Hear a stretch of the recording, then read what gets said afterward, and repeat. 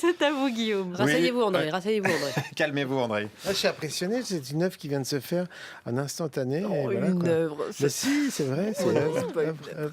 C'est vrai. Mais écoutez, Charline, John Fitzgerald Kennedy, Salvador Allende, Martin Luther King, François Fillon. Quelle est longue la liste des martyrs de la liberté, victimes. Excusez-moi, c'est la gorge serrée que je prends la parole aujourd'hui. Victimes de la barbarie des hommes, des hordes de magistrats radicalisés, fanatisés, qui ont porté allégeance au code pénal, sont lâchés dans les villes, dans les campagnes, la justice aveugle frappe au hasard, tel Gilbert Montagnier dans une salle de kickboxing. Laurent Wauquiez a même évoqué un climat proche de l'apocalypse, laissant craindre des nuages de criquets, la foudre, la mer qui va déborder. André Manoukian qui sort un recueil de chroniques.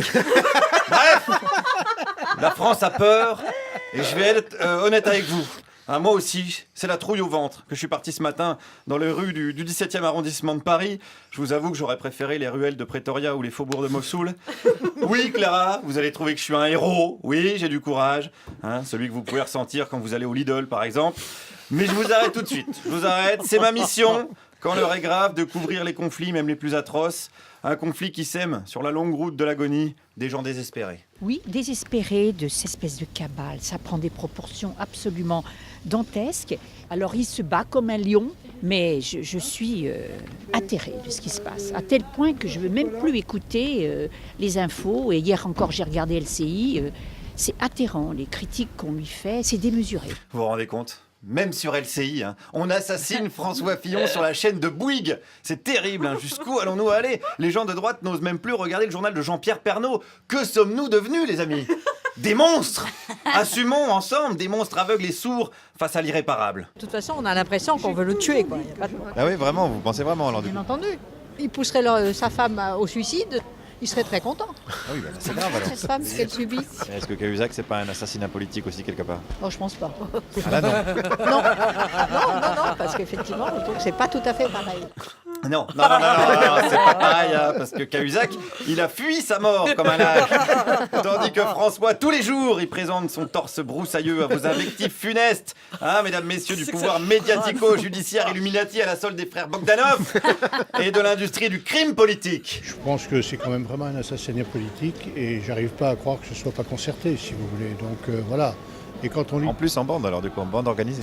Je pense que c'est en bande semi-organisée. Oui, les fameuses bandes semi-organisées, les brigades du semi-crime, des semi-barbares qui sèment la semi-terreur, mais qui nous poussent dans cette situation de totale guerre civile, n'est-ce pas, monsieur ? Oui, et puis les juges Haillon, il ferait mieux de regarder droit devant.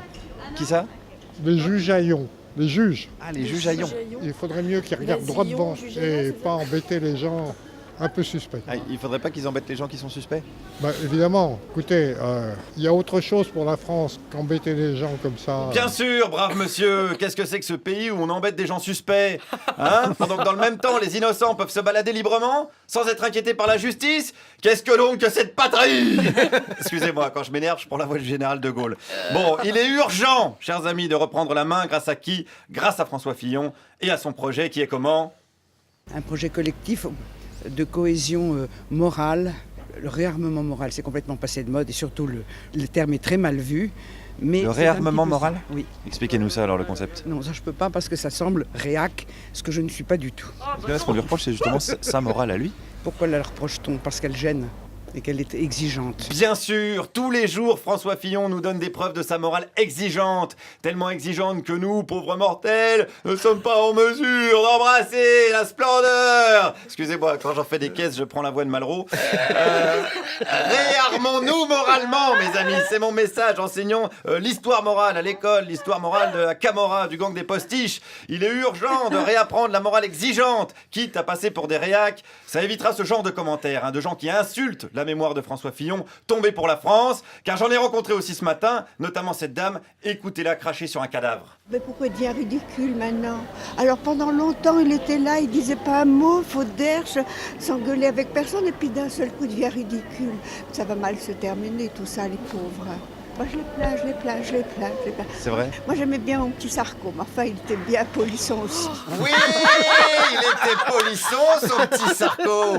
Mais il avait aussi une morale d'une haute exigence, rappelons-le. Hein, et à ceux qui disent que si Fillon est mort, c'est pas un assassinat politique, mais un suicide politique, je leur dis taisez-vous! Taisez-vous! Excusez-moi, quand je dis de la merde, j'ai tendance à imiter Finkielkraut. Guillaume Meurice était avec nous. Merci Guillaume. Non, il n'est plus vraiment avec nous. On l'a perdu. On l'a perdu. Coco, restez.